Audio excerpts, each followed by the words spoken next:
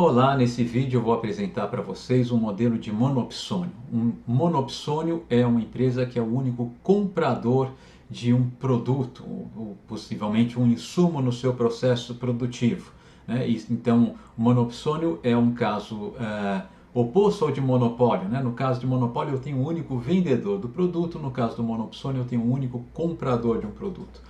Assim como a gente fez no modelo de monopólio, eu vou apresentar o modelo de monopsônio como sendo um modelo de um jogo de decisão sequencial com informação perfeita. E para isso eu vou assumir que os vendedores do produto eles se comportam como se fossem um único agente que eu vou chamar de um ofertante representativo desse produto.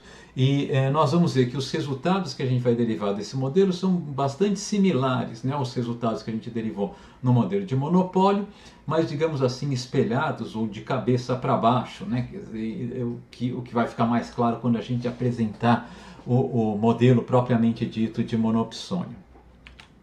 Então, como eu estava dizendo para vocês, né, eu vou assumir, tá, que eu vou apresentar esse modelo como se fosse um jogo de informação perfeita, no qual eu vou ter dois jogadores que vão ser um monopsônio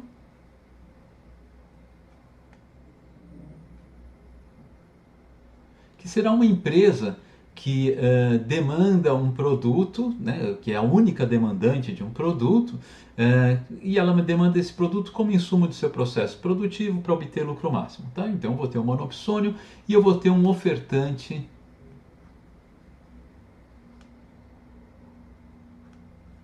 representativo. Aqui o representativo é para dizer que possivelmente, né, esse ofertante aqui não é um único ofertante, é um conjunto de ofertantes, mas para simplificar a exposição do modelo, eu vou modelar esse conjunto de ofertantes como se fosse um único ofertante. Tá? O nosso jogo é jogado em duas etapas. Tá? Na primeira etapa, o monopsônio ele anuncia um preço de compra do produto.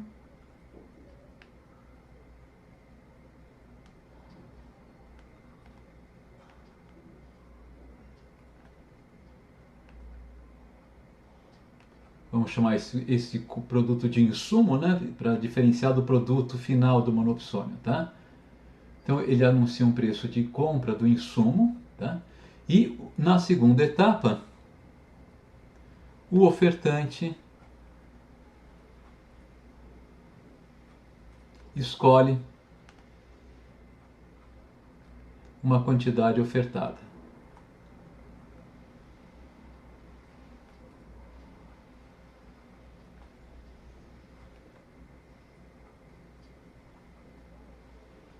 E eu vou assumir, tá, que o monopsonista ele vai ter que ele vai ter que comprar toda a quantidade ofertada do ofertante, tá, ao preço que o monopsonista anunciou. Né? Então, vamos chamar essa quantidade, vamos chamar o preço de compra do insumo de W, tá? E a quantidade ofertada do insumo de X de W. Ok? Ou melhor, por hora, vamos chamar a quantidade ofertada do insumo simplesmente de X. Né? X de W vai ser a função de reação do ofertante. Tá? Então, a quantidade em geral vai ser X. Bom, as funções objetivo, tá? A do monopsonista eu vou deixar bem claro. Ou vamos para deixar ficar mais na linguagem da teoria dos jogos, né? Os payoffs, né?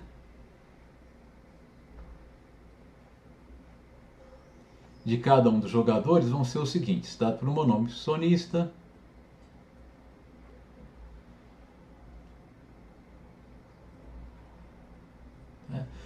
o payoff vai ser, tá, uma função de lucro que vai ser uma variável P, que é o preço do produto do monopsonista, vezes uma função de produção f de x, tá? Menos W vezes X. Tá? Então vai ser, eu estou supondo, né, que esse monoopcionista ele tem uma função de produção que depende exclusivamente da quantidade contratada do insumo. Eu poderia ter mais insumos, mas só complicaria a nossa exposição do modelo, tá? Ele vai vender esse produto a um preço P vezes F de X, né? E descontando o que ele vai ter que pagar para o ofertante, que é W vezes X, ele vai ter o lucro dele. E é isso que ele quer maximizar, tá? E o ofertante,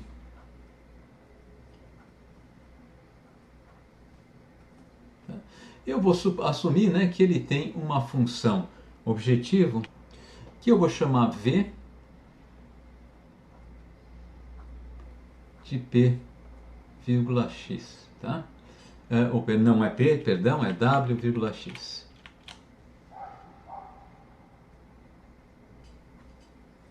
Ele tem uma função objetivo, né, cujo valor dessa função vai depender do valor do preço do insumo e da quantidade que ele vai ofertar do insumo. Eu vou deixar dessa maneira muito genérica, né? Por quê? Porque eu posso ter um ofertante primário, que seria um consumidor. O que é um ofertante? Ofertante primário não, né? Eu poderia ter o nosso bem, né? O insumo em questão poderia ser um bem primário, ou seja, não produzido, tá?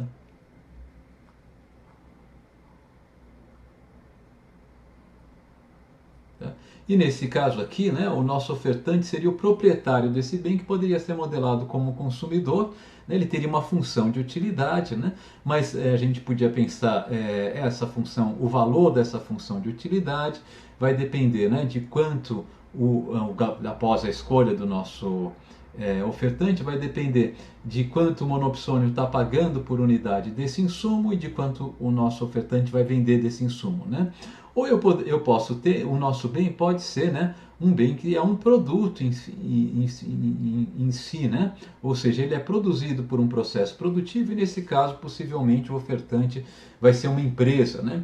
E o objetivo dessa empresa vai ser maximizar seu lucro. É claro que o lucro dessa empresa depende de quanto, depende dentre outras coisas, né? Mas eu vou supor todos os demais constantes, vai depender de quanto essa empresa escolhe produzir do insumo, né, e de quanto ela recebe, né, de remuneração por unidade vendida do insumo. Tá? Então, só para deixar essa função de uma maneira bem genérica, pode ser, eu posso estar falando de um consumidor, posso estar falando de uma empresa, eu falo, olha, de fato, ela tem uma função objetivo que vai ser afetada pelo valor, né, ao qual ela vende a unidade do insumo e vai ser afetada pela quantidade de insumos que ela vende, tá? que o nosso ofertante vende, seja ele um consumidor, seja ele uma empresa, né? Então tá. Então isso daqui é o nosso jogo, né? Então como que a gente resolve, né, um jogo de informação perfeita? O primeiro jogador ele precisa antecipar a resposta do segundo jogador, né? Então a primeira coisa a determinar é qual que vai ser a resposta do segundo jogador a um W genérico anunciado pelo primeiro jogador. A gente vai achar a função de melhor resposta do segundo jogador. Aqui, como nós colocamos uma função objetivo muito genérica, né, eu vou dar uma função de melhor resposta muito genérica também. Né? Então, a nossa função de melhor resposta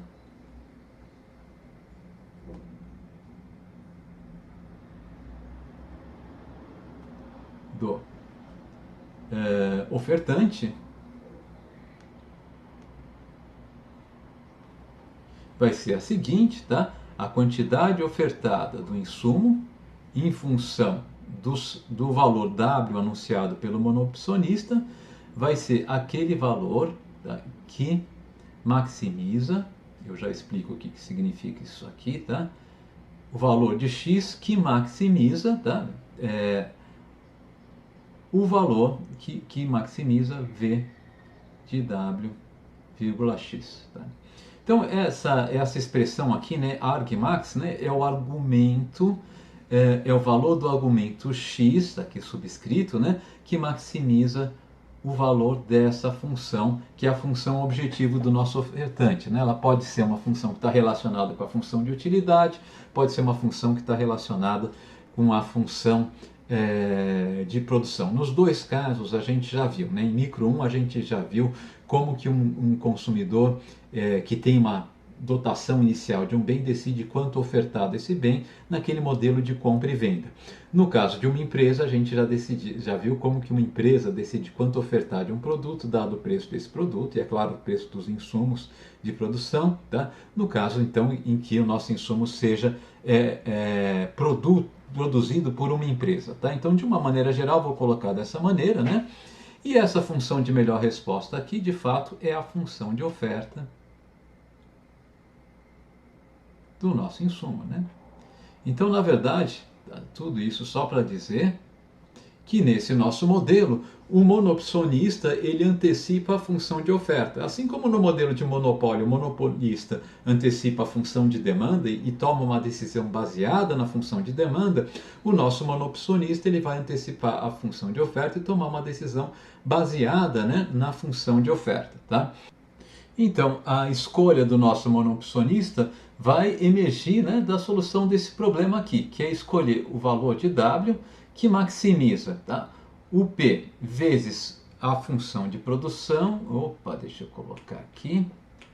Quanto o monopsonista consegue produzir quando ele contrata uma quantidade X, que a gente já vai deixar mais específico o que vai ser esse X, menos o custo de contratação desse insumo W vezes X. Né? Então veja que eu estou assumindo, como já falei para vocês, né, um modelo com um único insumo de produção. Esse único insumo é o produto demandado pelo nosso monopsônio. Né?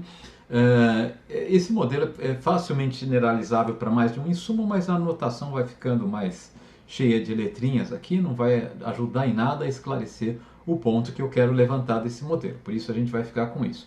Então ele quer maximizar isso aqui, né? Mas dada a condição, né, de que para cada W que ele vai escolher, o X é predeterminado, ou seja, X igual a X de W. Tá? Então isso daqui está dizendo o seguinte, né? Quando o nosso monopsonista ele escolhe W, ele está implicitamente escolhendo X. Se ele quiser escolher um determinado valor de X, tá? O W que ele pode escolher está limitado, né? De fato, eu vou assumir que vai ser um único W. Eu vou assumir que a função de oferta do nosso insumo, né? A função de melhor resposta do nosso ofertante, eu vou assumir que ela seja positivamente inclinada, né? Ou seja, tenha uma cara como essa aqui, tá? Então, se eu tiver aqui X e aqui W, né? Aqui eu teria a nossa função de oferta, o gráfico da nossa função de oferta do nosso ofertante. Eu vou supor que esse gráfico seja sempre positivamente inclinado. Eu vou ter uma função monotônica. Toda função monotônica ela pode ser invertida. Isso é, para cada W eu tenho associado um único X. Né? Isso é a definição de uma função, tem que ter um único valor, né, no contradomínio para cada valor no domínio. Mas se a função for monotônica, eu vou ter para cada x um único W. Isso quer dizer que essa função aqui, em tese, ela pode ser invertida. Tá? Por que eu vou assumir que essa função é monotônica? Imagine que a minha função de oferta ela tivesse um trecho negativamente inclinado. Né? Bom, claramente, tá, o nosso monopsonista ele não tem por que operar, tá, nesse ramo da curva de oferta que é negativamente inclinado. Né? Por quê? Imagine que ele quisesse contratar, imagine que ele quisesse contratar uma quantidade como essa aqui, vamos chamar essa quantidade aqui de Q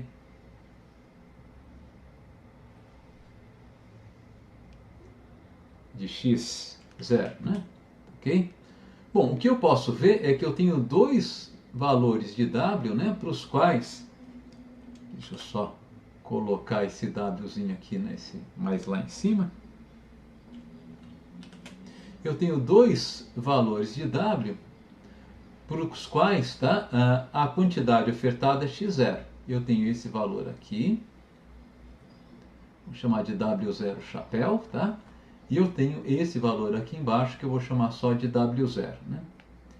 Bom, como o nosso monopsonista quer maximizar o lucro, ele vai querer contratar x0 ao menor custo possível. Né? Então, se ele quiser contratar x0, é melhor ele anunciar, né, o valor W0 e não o valor W chapéu 0. Né?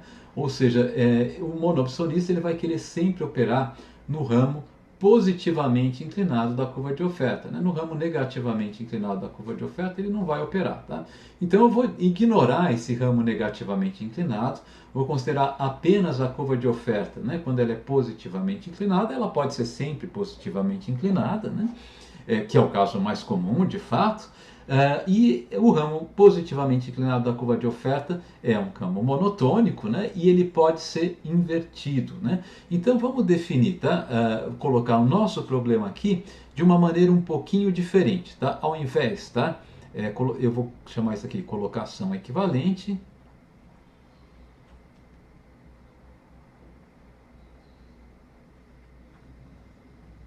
Tá?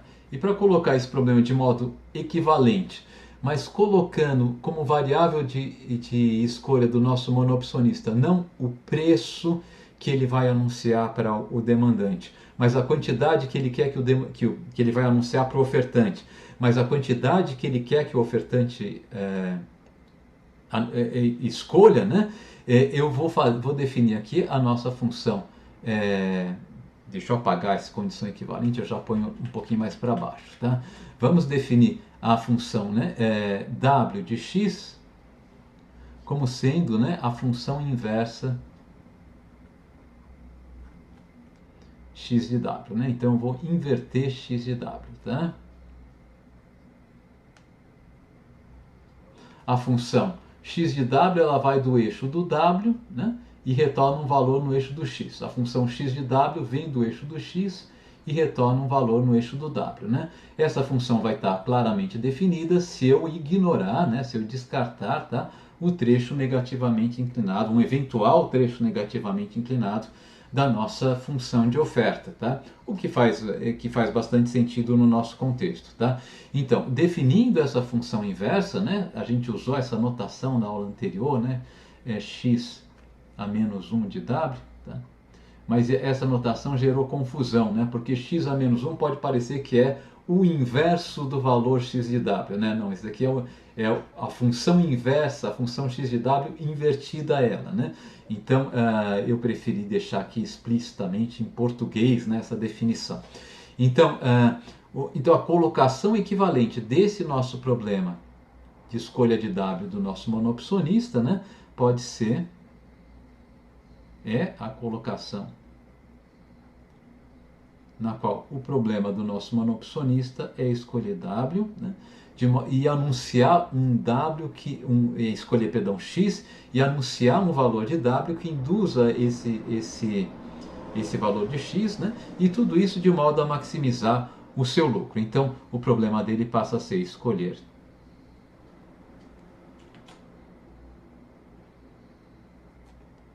x de modo a maximizar,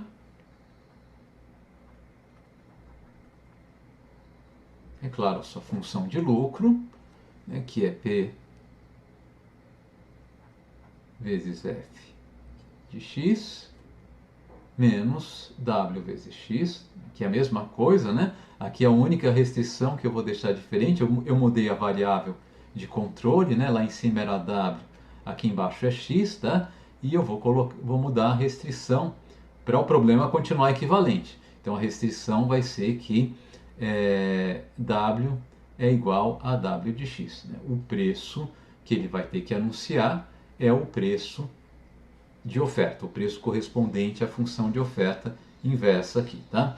Então isso daqui, esse problema aqui eu posso reescrever simplesmente substituindo a restrição na nossa função objetivo, né? Como escolher x de modo a maximizar P vezes F de x menos W de x vezes... Opa, aqui não é menos, aqui seria só o sinal de menos, vezes, vou colocar um pontinho, tá? Vezes x, tá? Vamos chamar esse produto aqui, W de x vezes x, como C subscrito x de W. Ou, perdão, de x, né? Tá? Então, isso daqui, na verdade, é o custo de contratação do insumo x, né? É a função, né, que diz qual que é o custo de contratar uma quantidade x do insumo x, né? Então, custo de contratação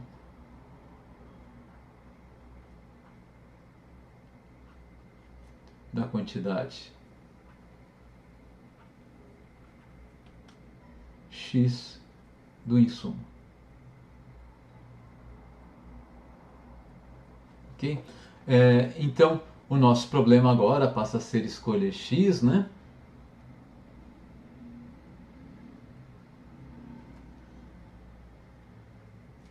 De modo a maximizar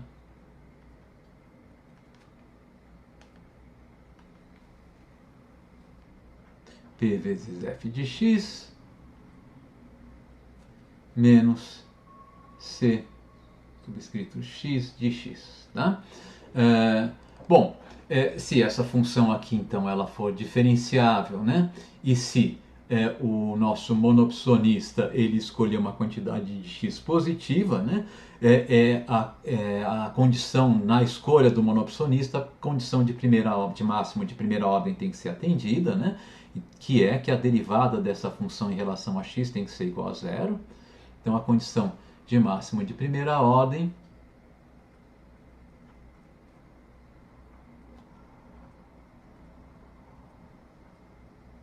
ela vai requerer que a derivada dessa função, derivada em relação a x de p vezes f de x menos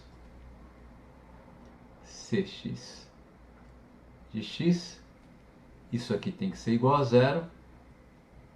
Fazendo essa derivada, eu vou ter p vezes df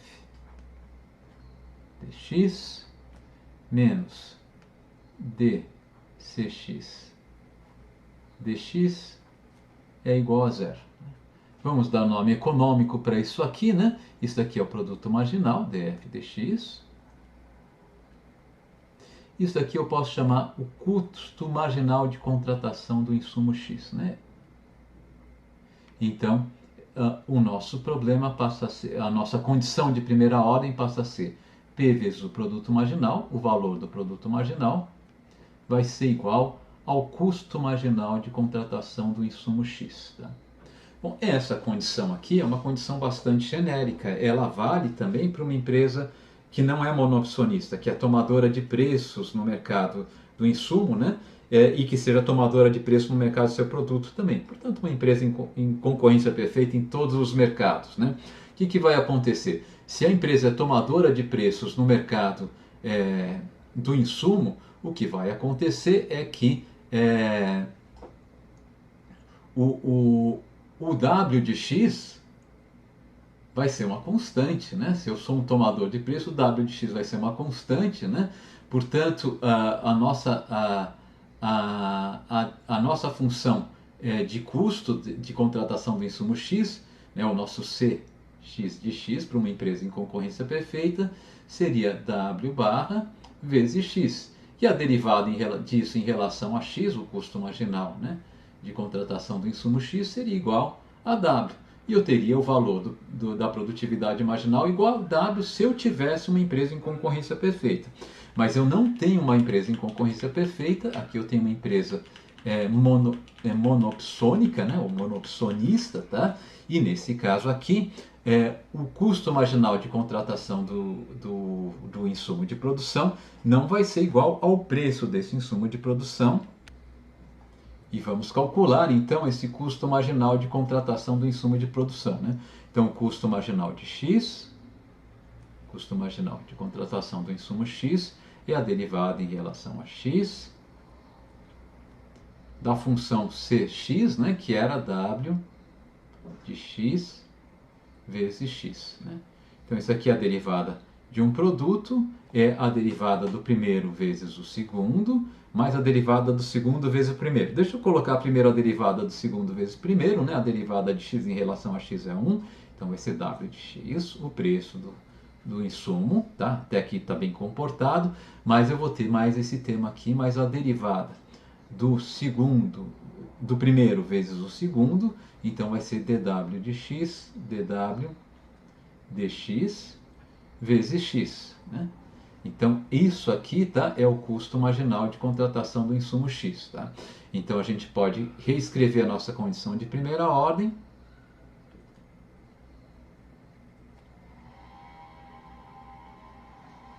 Como sendo, né, o preço vezes a produtividade marginal do insumo X é igual a W de X mais dW dx vezes x. Né? Então, o que vocês podem ver aqui, né, é que eu tenho um componente adicional. Tá? Para uma empresa monopsionista, dW dx é maior do que zero, então esse termo aqui vai ser maior do que zero, o que significa que quando o monopsônio ele para de contratar o fator de produção, né, o que vai acontecer é que o preço, o valor do produto marginal vai ser menor do que o preço, né, de mercado, o preço de oferta do nosso fator de produção, o preço praticado por esse fator de produção. A empresa em concorrência perfeita igualava, né, o preço de oferta do fator de produção ao valor de sua produtividade marginal. A empresa monopsonista não vai realizar essa equalização. Né? A empresa monopsonista, isolando o W de X aqui, né, ela vai remunerar, tá, o seu insumo, ela vai contratar o seu insumo de produção, né, até o ponto em que a remuneração desse insumo de produção seja igual, né, ao valor de sua produtividade marginal. Eu só estou passando esse dW dx vezes x para o outro lado, né, tá certo? Então, o valor do seu produto marginal menos dW dx vezes x. Né? Como esse termo aqui é positivo, né, antes de eu colocar o negativo na frente, né, o que vai acontecer é que o salário, a remuneração do insumo de produção por parte de uma empresa monopsonista vai ser inferior ao valor da produtividade marginal desse insumo de produção. Vamos dar um exemplo, tá, para deixar mais concreto um pouco o que a gente está dizendo, né? Então vamos dar o seguinte exemplo.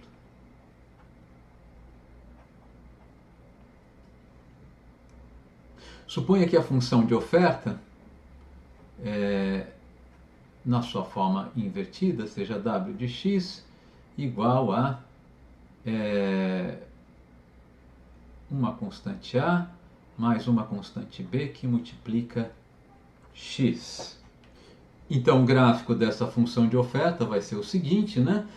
Se o x for igual a zero, o preço de oferta é igual a A, né? Ou seja, A é o preço que zera a oferta, né? Tá certo? E para um x maior do que zero, né? Vamos assumir, é claro, que a constante B seja uma constante positiva. Para qualquer x maior do que zero, né? Para qualquer x maior do que zero, o preço de oferta vai ser A mais BX, o que significa que essa curva aqui vai ter esse formato com inclinação B. Bom, e qual vai ser o custo de contratação, né, desse insumo de produção? Vai ser X, Cx de X, vai ser X vezes W de X, que vai ser, substituindo, né, W de x por A mais BX, AX mais BX ao quadrado. Qual que vai ser o custo marginal de contratação desse insumo? CMG x de x, bom, vai ser a derivada de AX mais BX ao quadrado, que vai ser A mais 2BX. Então, a nossa curva de custo marginal vai ter o mesmo intercepto que a curva de oferta. Essa aqui era a nossa curva de oferta, né? W igual a W de x. Tá? A nossa curva de receita marginal vai ter, de custo marginal, né, do fator de produção x, vai ter o mesmo intercepto com eixo vertical que a curva de oferta desse fator de produção e vai ter o dobro da inclinação. Então, ela vai ter um formato como esse aqui, né?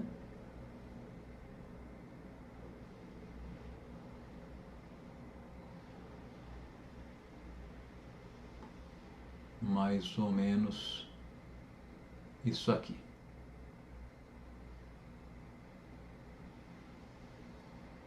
Tá? Então essa daqui é a nossa curva de custo marginal. Custo marginal, opa!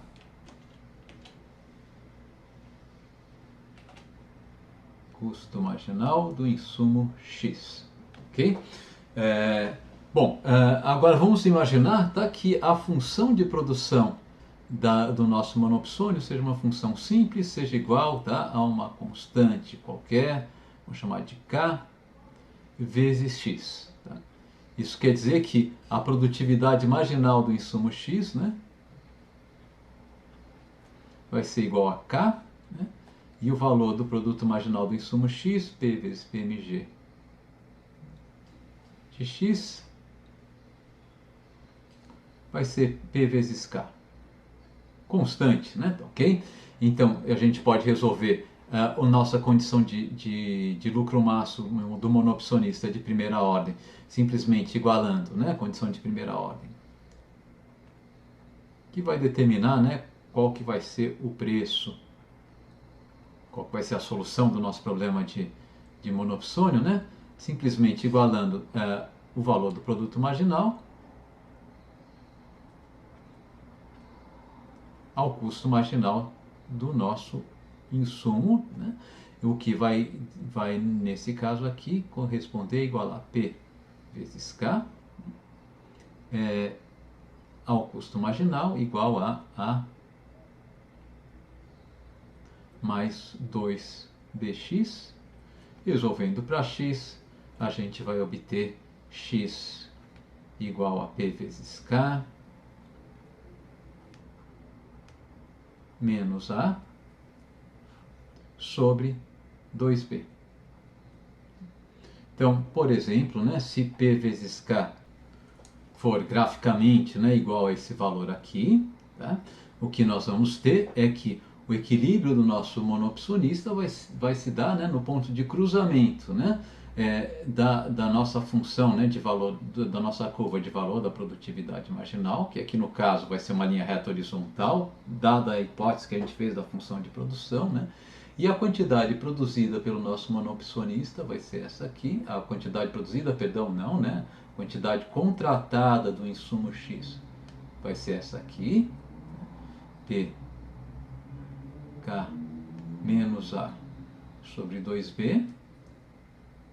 Okay? Agora, o preço que o monopsonista vai praticar é o preço sobre a curva de oferta, o preço que ele tem que praticar para induzir essa quantidade. Então, o preço que ele vai praticar vai ser esse aqui. E qual que vai ser o valor desse preço aqui? Bom, a gente pode calcular algebricamente primeiro, né? Então, eu vou substituir esse PK menos A sobre 2B na função, né, de oferta, tá? Então, W de X, só que aqui o X, né, vai ser, vamos chamar esse X aqui de XM, né, para o X de monopsônio, tá? Então, o W, né, de XM, tá? Que a gente pode chamar também de WM, né, o preço que ele vai anunciar para a contratação do seu único insumo de produção, vai ser A mais B, que multiplica o nosso XM, né? P vezes K menos A sobre 2B. Né? Esse B cancela com esse B, tá? E eu vou ficar com A menos A sobre 2 é A sobre 2, né? Mais P vezes K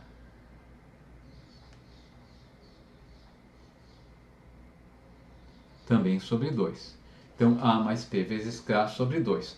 De fato, esse preço aqui vai ser uma média entre o A e o P vezes K. Se eu tivesse com um desenho muito bem feitinho, a distância entre esse preço aqui, que é A mais P vezes K sobre 2, essa distância aqui, no desenho bem feitinho, tem que ser igual a essa distância aqui. Tá? Bom, o que é interessante notar, bom, primeiro vocês já devem estar percebendo que tem uma similaridade muito forte aqui com o nosso modelo de monopólio, quando a gente tinha um monopólio com custo marginal constante e demanda linear. O que a gente viu? Olha, quando eu tenho um modelo de monopólio com custo marginal constante e demanda linear, o monopolista ia produzir exatamente a meio caminho do ponto de cruzamento da curva de custo marginal com a curva de demanda. Tá?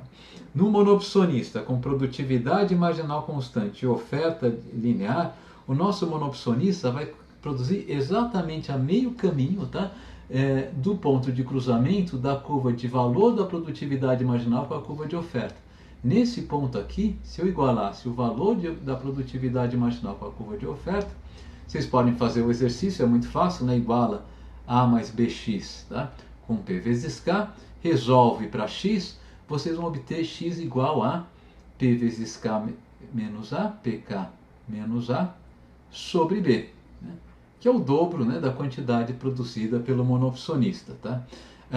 E outra coisa que a gente percebeu, no modelo de monopólio, o preço do produto do monopolista era uma média entre o preço de cruzamento da curva de demanda com o eixo horizontal e o custo marginal constante. No modelo de monopólio, com demanda linear e custo marginal constante. Né? No modelo de monopsônio, com valor do produto marginal constante e curva de oferta linear, tá?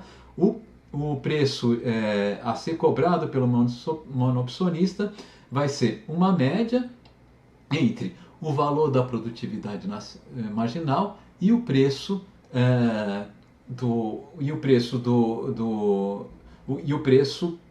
a partir do qual, né, abaixo do qual, tá, a oferta vai ser igual a zero. Né? Então, o preço correspondente ao ponto de cruzamento da nossa curva de oferta com o eixo horizontal. Tá? Então, tem uma similaridade bastante grande com o modelo de monopólio. Né?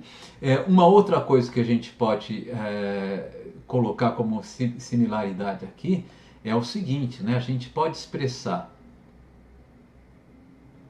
o custo marginal de contratação do fator de produção.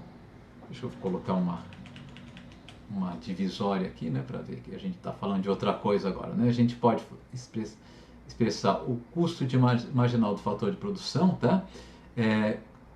Em função da elasticidade de preço da oferta. Elasticidade,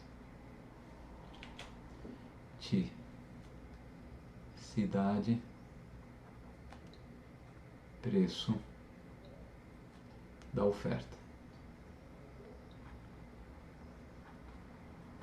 Então, o custo marginal de contratação do fator de produção, a gente já viu, né?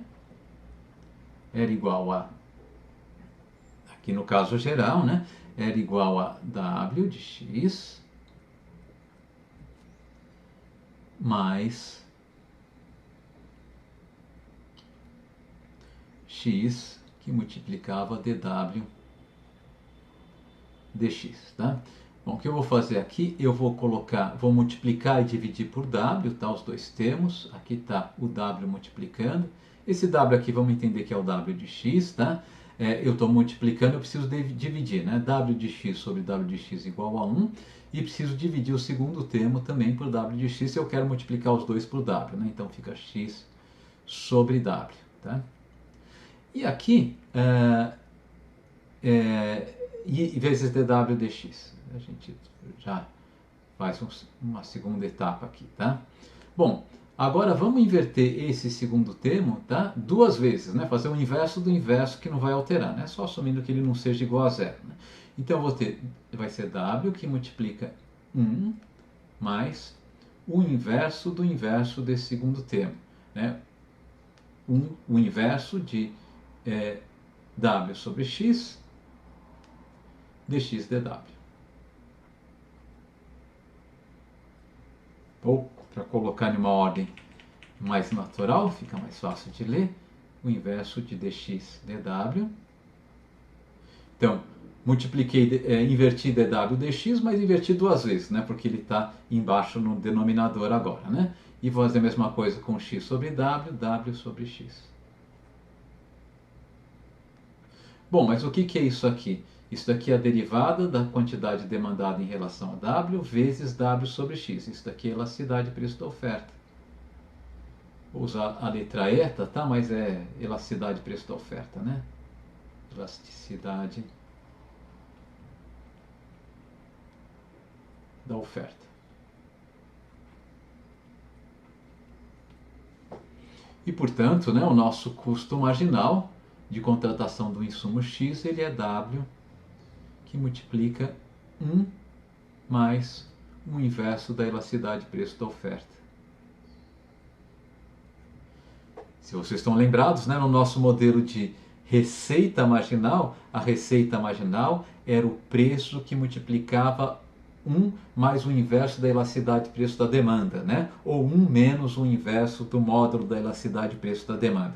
Então vocês podem ver um paralelo bem interessante aqui, né? E esse paralelo ele também é interessante porque a nossa condição de primeira ordem pode ser escrita agora, né, como função da elasticidade de preço da oferta, né? Então condição de primeira ordem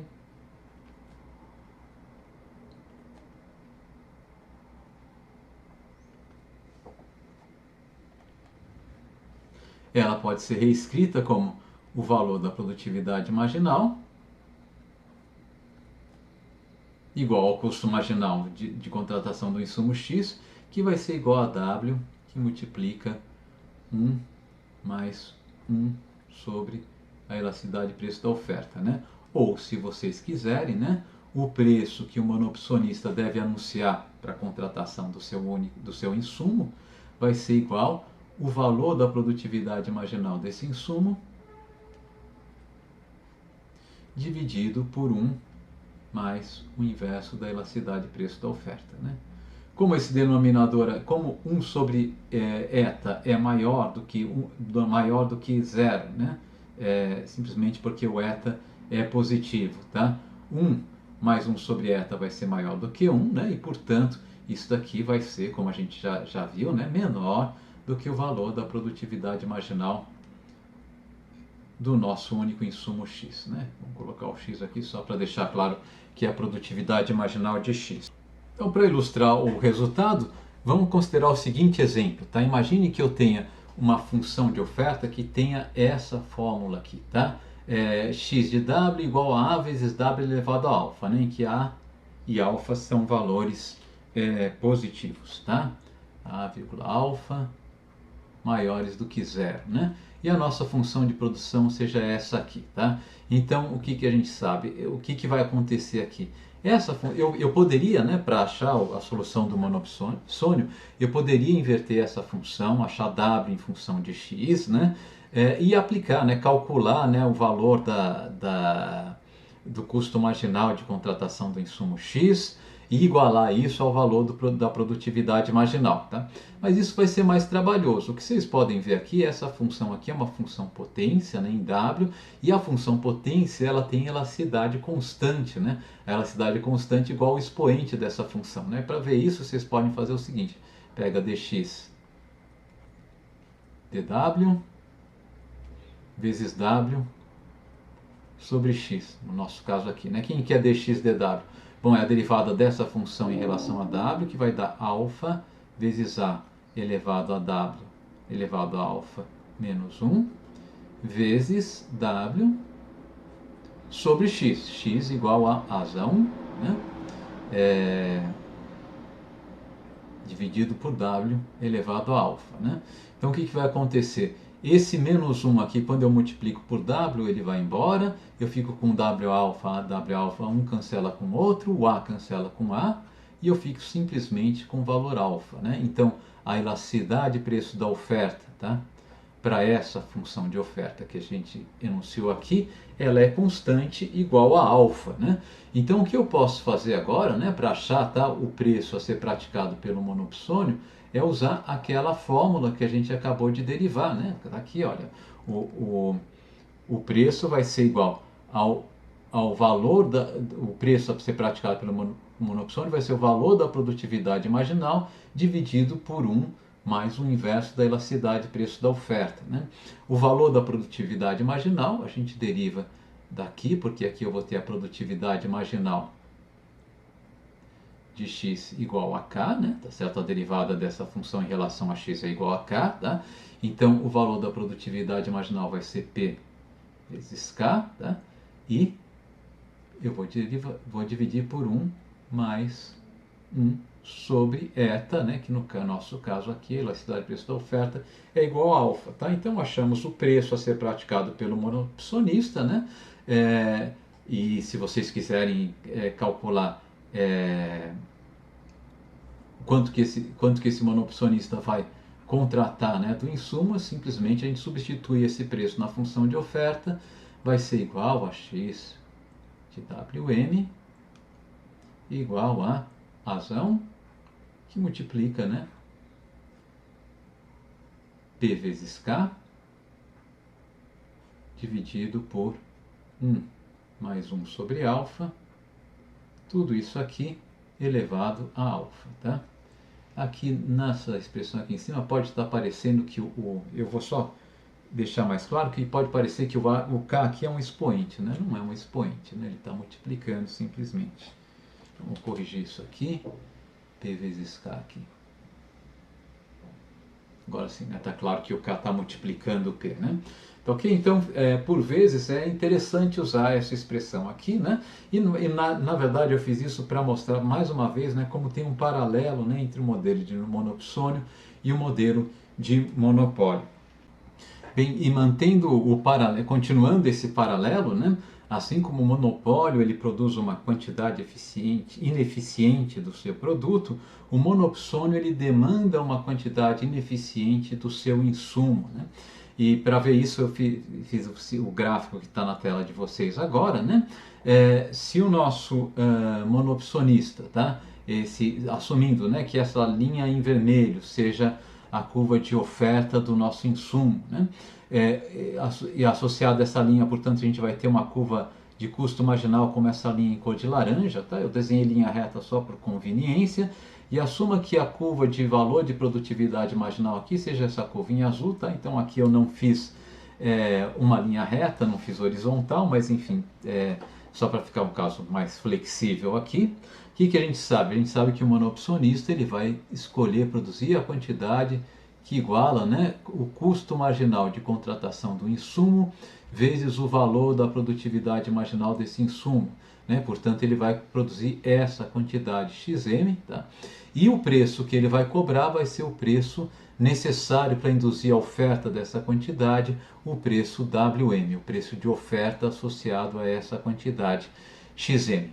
Bom, o que a gente pode perceber, né? Quando ele produz essa quantidade XM, o valor do produto marginal é maior do que o preço do insumo, né? O que é o preço do insumo? Ele está indicando quanto custa para o ofertante desse insumo ofertar uma unidade adicional desse insumo, né? Ou na margem, quanto custa ofertar esse insumo por unidade ofertada. Se o insumo for o produto de uma empresa, efetivamente, né, a curva de oferta ela reproduz a curva de custo marginal, como vocês estão acostumados, de produção. Então é quanto custa produzir cada unidade, né, na margem. Se eu estiver falando em termos de um consumidor, tá? Essa curva de oferta, esse preço de oferta vai refletir, em última instância, a taxa marginal de substituição, tá? Entre, tá? Esse produto, né, que é o insumo a ser vendido, tá? E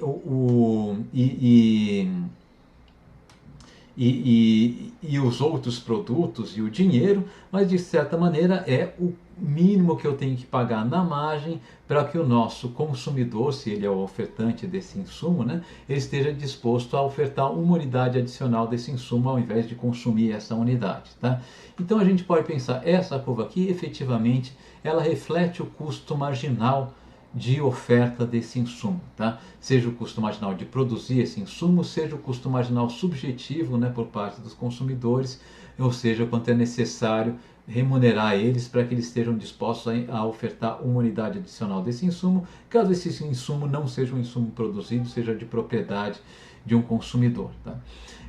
Então, o que acontece quando o valor do produto marginal está acima, né, do preço de oferta desse insumo? Eu estou dizendo o seguinte: quando a empresa contrata uma unidade adicional desse insumo, ou na margem, né, por unidade contratada adicional desse insumo, tá, essa unidade vai acrescentar mais valor do que ela custa, vai acrescentar mais valor para a empresa do que ela custa para o proprietário desse insumo. Então, a princípio, né, se eu poderia deixar tanto a empresa quanto, né, os ofertantes do insumo melhor, se eu tivesse em uma situação inicial como essa aqui, né, na qual eu estou produzindo XM, qualquer situação na qual a empresa está contratando uma quantidade do insumo, né, para a qual o valor do produto marginal é maior do que o preço de oferta desse insumo, eu em tese posso, né, ao promover com que uma unidade adicional do insumo, ou um pequeno delta do insumo adicional seja contratado a um preço que esteja abaixo do valor da produtividade marginal e acima do preço de oferta do insumo, se apenas esse delta fosse contratado por um preço intermediário entre o valor da produtividade marginal e o preço de oferta do insumo, tanto empresa quanto alguns ofertantes vão ficar melhor, né? Os ofertantes vão ficar melhor porque vão vender seu insumo a um preço superior ao preço de oferta, ou seja, a um preço superior ao custo marginal associado à venda desse pequeno acréscimo de oferta do insumo. A empresa, porque ela vai comprar esse insumo a um preço inferior, né, ao que esse insumo gera de valor para a empresa. Então ela vai ter um ganho com isso também. Então, a princípio, eu poderia deixar tanto, né, os ofertantes de insumos quanto a empresa melhor. Tá? O que está indicando, se eu paro, como acontece no monopsônio, ele para de contratar um insumo em um ponto em que o valor da produtividade marginal é maior do que o preço de oferta do insumo, ele está deixando de fazer potenciais ganhos de eficiência, né? Potenciais mudanças que poderiam potencialmente melhorar o monopsônio e melhorar os ofertantes do insumo. Por que o monopsônio para de fazer isso? Bom, é muito similar ao que acontece no caso de monopólio. No nosso modelo, o monopsonista ele anuncia um e um único preço. Né? Então ele vai anunciar o preço WM. Se ele quiser contratar um pequeno delta adicional de produção, ele não só vai ter que contratar, vai pagar um pouco a mais para essa nova quantidade de insumo, mas ele vai ter que pagar mais pela quantidade de insumo que ele contratava até então também, porque ele tem que praticar um preço único. Né? Ou seja, para um monopsônio também existe um efeito inframarginal. Quando ele quer aumentar a contratação do insumo, ele não só vai ter que pagar mais para as novas unidades do insumo que ele quer contratar, mas também vai ter que pagar mais para as unidades existentes até então do insumo que ele quer contratar. E isso impede, né, isso faz com que o monopsônio ele pare de contratar novas unidades do insumo antes do ponto no qual o preço de oferta se iguala ao valor da produtividade marginal do insumo. Nesse ponto aqui, a contratação seria a contratação eficiente. Vamos chamar essa contratação de X estrela, tá? Então, nesse ponto aqui, eu teria uma contratação eficiente de insumo, né? O nosso monopsonista, ele para antes disso. Bem, qual que é o excedente, né, social, ou qual que é o excedente gerado, né, no equilíbrio do monopsonista, ou seja, quando ele contrata XM pagando WM para para os ofertantes desse produto.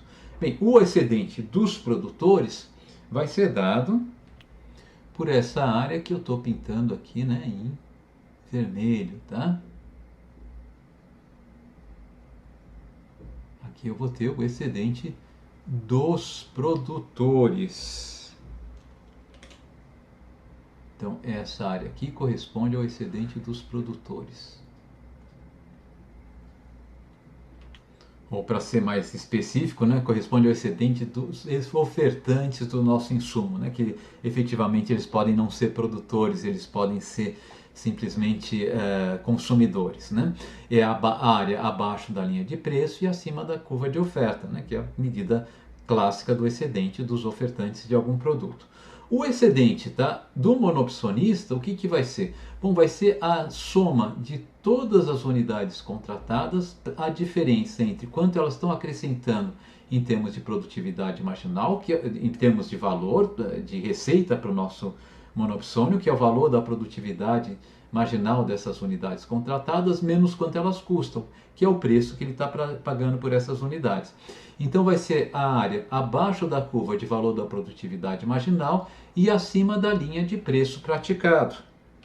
Ou seja, essa área que eu vou marcar agora em azul.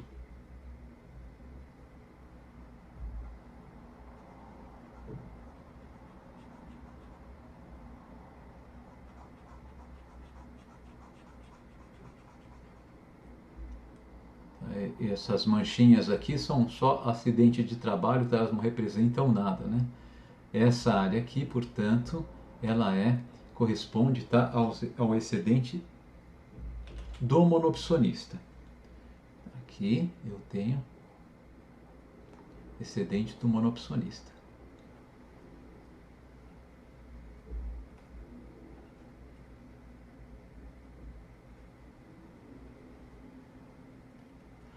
O excedente social é a soma dessas duas áreas, né?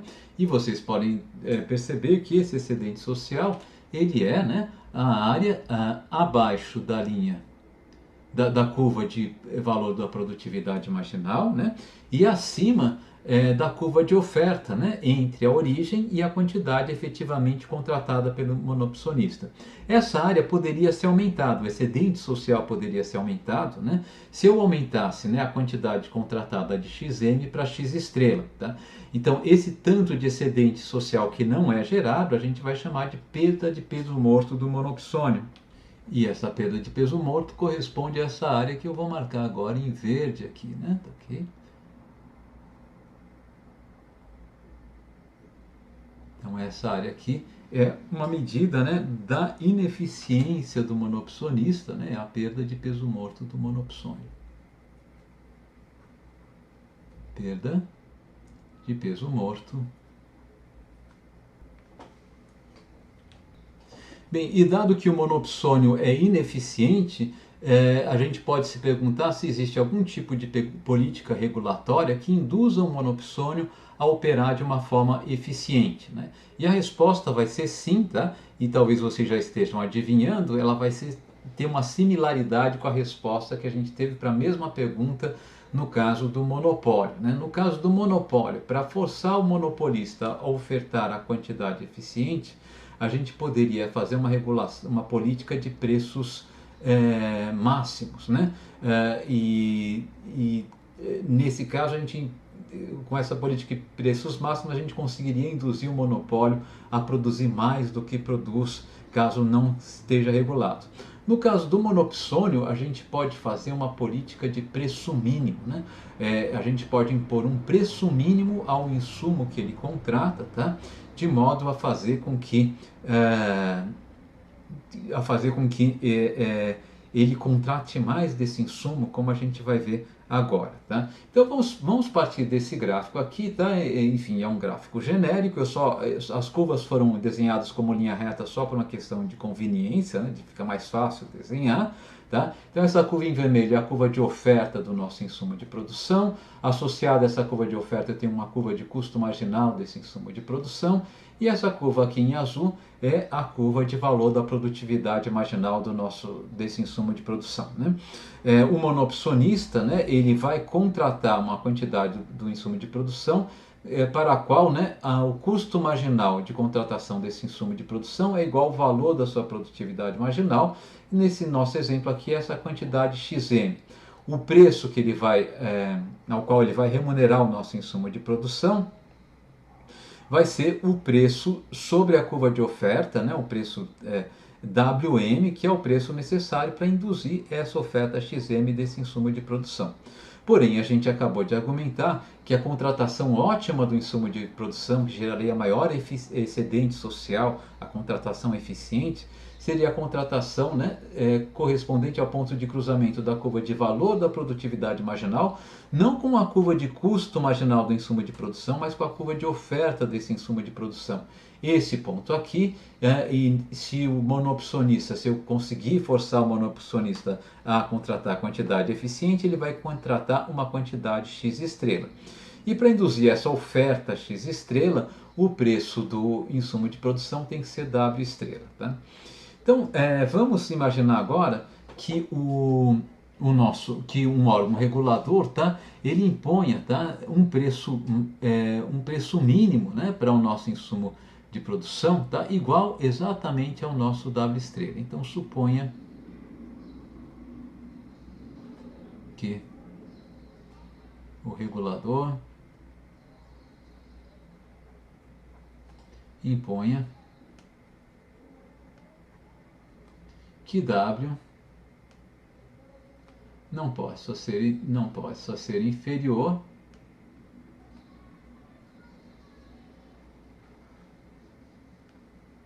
a W estrela.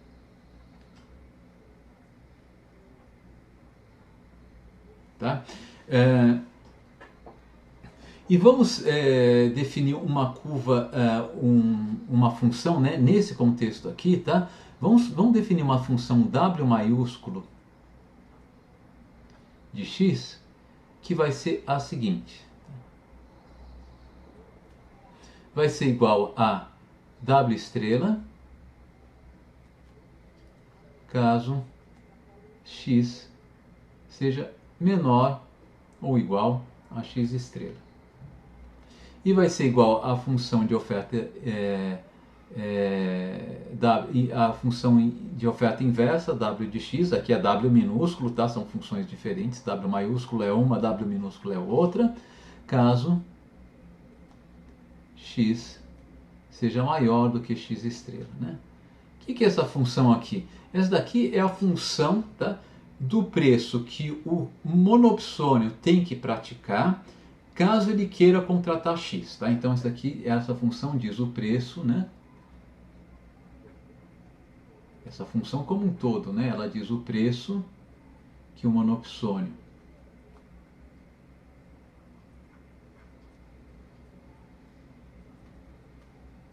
deve praticar para contratar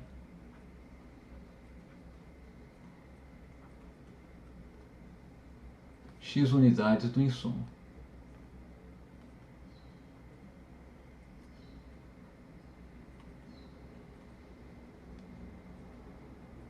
Se o x é menor do que x estrela, o que vai acontecer?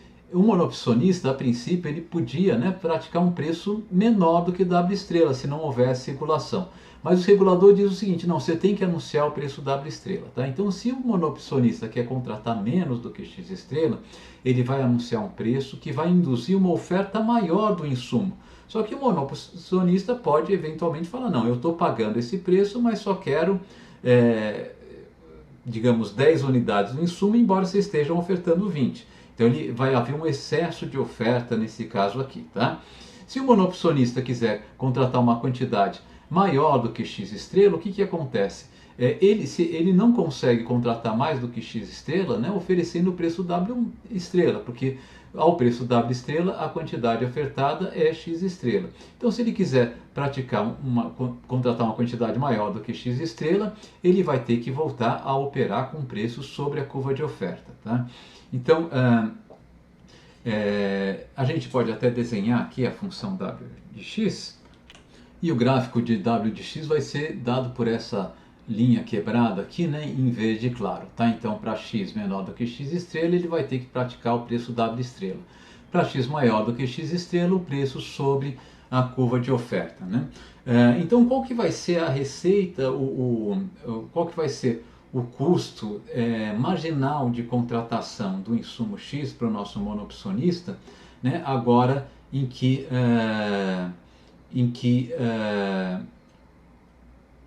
agora que foi imposto, né, esse preço mínimo de contratação, esse valor mínimo de contratação, né? Então vamos ver qual vai ser o custo e daí a gente calcula o custo marginal, né? Então o custo, tá, a nova função de custo de x, né,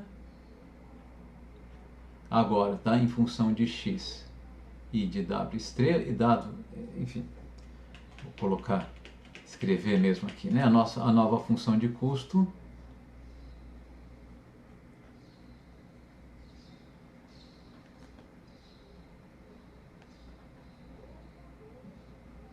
passa a ser de contratação de x, né, de custo de contratação de x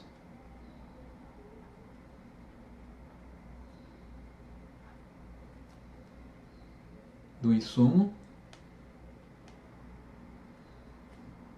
passa a ser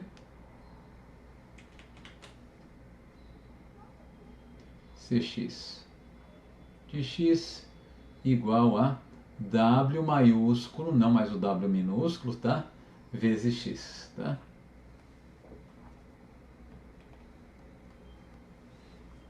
que é W maiúsculo de x vezes x, cx de x, vai ser igual, tá? Que a gente também vai definir caso a caso, né? Vai ser igual a W estrela vezes x, caso x menor ou igual a x estrela. E vai ser igual a W de x, a função de oferta inicial, né? Inversa, caso x maior do que x estrela. Bom, mas com isso a gente agora consegue calcular a função de custo marginal, né, de contratação do insumo X após a introdução dessa regra, né, de valor mínimo, de preço mínimo, né, para esse insumo, tá? Então, se o X for maior do que X, menor do que X estrela, vai ser a derivada de W estrela vezes X. Vai ser simplesmente W estrela, caso x seja menor do que x estrela. E se o x for maior do que x estrela, bom, daí volta a ser a nossa antiga curva de custo marginal, vai ser igual à derivada de W, aqui eu esqueci de colocar, né? Isso aqui é W de x vezes x, é claro, né? Vai ser a derivada de W de x vezes x em relação a x, que a gente viu é W de x mais x dW dx, caso x seja maior do que x estrela. Então, vamos marcar isso daqui no nosso gráfico, tá? Aqui eu só vou substituir então esse custo marginal de x para não ficar com nenhuma ambiguidade. Eu vou substituir a fórmula que eu estou colocando aqui. Vamos escrever exatamente a fórmula, né, do custo marginal, que é W de x mais x dW dx, tá? E o que vai acontecer com a curva de custo marginal depois, né, que o nosso regulador impõe que o preço não pode ser inferior a W estrela, né? Bom, então quando x é menor do que x estrela, o custo marginal é igual a W estrela. Ela vai coincidir com essa linha aqui em verde, né? E quando o x é maior do que x estrela, o custo marginal vai ser W de x mais x dW dx. Vai coincidir com essa linha aqui em laranja. Então vamos marcar aqui em verde escuro a nossa nova curva de custo marginal de contratação do insumo X. Ela vai ser, né, essa curva, de fato essa linha quebrada, né, em verde escuro, tá? Então ela coincide com a curva com o salário W estrela, né, para qualquer x menor do que x estrela, e a partir quando x é maior do que x estrela, ela vai coincidir com a nossa antiga curva de custo marginal de contratação. Por que o monoopcionista ele iguala, né, o custo marginal de contratação ao valor da produtividade marginal, né? Porque de fato ele quer, quando ele está contemplando a possibilidade de aumentar a contratação do recurso produtivo, ele quer saber o seguinte, de um insumo de produção, ele quer saber quanto cada unidade a mais contratada vai acrescentar ao valor da minha produção, que é o valor da produtividade marginal dessa unidade, né? E quanto ela vai contratar, né? Vai acrescentar ao meu custo, que é o custo marginal de contratação desse insumo de produção. Enquanto o valor da produtividade marginal do insumo de produção for maior do que o custo marginal de contratação do insumo de produção, vale a pena aumentar a contratação desse insumo de produção, simplesmente porque as novas unidades contratadas, na margem pelo menos, vão acrescentar mais a minha receita do que a meu custo, contribuindo para que meu lucro aumente. Portanto, o monoopcionista, o que ele vai fazer vai ser contratar todas as unidades do insumo, né, para as quais, né, o valor da produtividade marginal está acima do custo marginal de contratação. Antes, isso se dava, né, nesse ponto XM, né? Quer dizer, se eu comparo aqui o custo marginal de contratação inicial, que era a curva em cor de laranja, né, com a curva de valor de produtividade marginal, elas se cruzavam nesse ponto. Agora não. Agora, O monoopcionista ele deve contratar todas as unidades até X estrela, né? Porque até X estrela o valor da produtividade, marginal, que é essa linha em azul, está acima da curva de custo marginal de contratação depois que foi introduzido esse preço máximo, né? Porque o custo marginal de contratação aqui ele fica horizontal. E o nosso monoopcionista, então, quando eu introduzo essa política, eu falei preço máximo, peço desculpas, tá? Depois foi introduzido esse preço mínimo, né? Talvez eu tenha falado preço máximo outras vezes, tá? Aqui eu estou sempre que aparecer o máximo, por favor, corrijam para o mínimo, porque esse W estrela aqui vai ser um preço mínimo. Ele tem que pagar pelo menos isso por unidade do insumo que ele vai comprar. E quando é imposto isso aqui, então, o que vai acontecer? Esse monoopcionista vai falar o seguinte: agora vale a pena contratar mais do insumo X estrela, e eu consigo, através de um mecanismo de regulação de preços, forçar o monoopcionista a operar da forma eficiente. Vocês podem ver que esse resultado é muito similar, né, ao resultado que a gente encontrou, né, no nosso caso de monopólio, tá? Mas o nosso modelo de monoopsônio, de fato, é também uma aplicação, ou pode ser interpretado, ele pode ser apresentado, né, como um jogo, né, de informação perfeita, assim como era o modelo de monopólio, tá? E como vocês podem ver, os resultados são muito similares. Então era isso que eu queria falar no vídeo de hoje, tá? Espero que tenha ficado claro. Qualquer coisa a gente tira dúvida nas aulas presenciais da semana que vem, tá? Então, muito obrigado pela atenção, bom descanso, bom fim de semana a todos e até semana que vem.